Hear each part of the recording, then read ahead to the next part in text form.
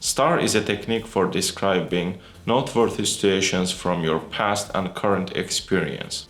I have learned about this technique over a year ago, and since then I have been nailing almost every job interview.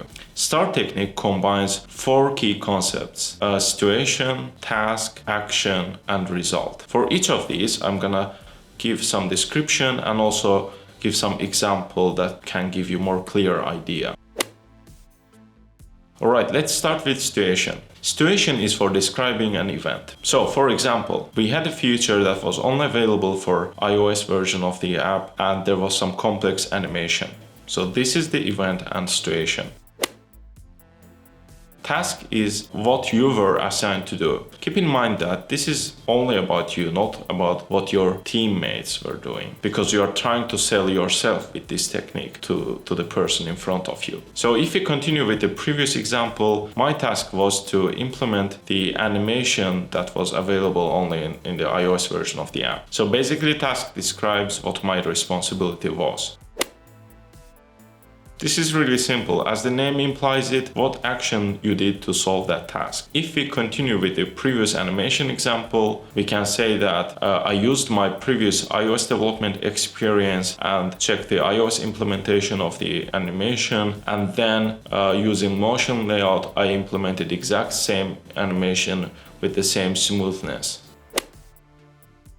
Here we can describe what the result of the action was. If I continue with animation example, I can say that as a result, we had the same animation implemented in Android version of the application. Moreover, as it took some time to learn and organize that animation, I found it necessary to document it somewhere so that my teammates can take a look at it when they have similar tasks. If what you have achieved can be represented by numbers, I will definitely suggest you to tell about that numbers, because numbers will give more clear understanding of what the achievement was about and what improvement it did overall. For example, let's say you did some improvement that can decrease the amount of hours spent for some specific task, and the same task took 2 hours to do before your improvement, and after what you did, it took 15 minutes to complete the same task. As you can see, it gives much clearer understanding of what kind of improvement you did and what you achieved in the team.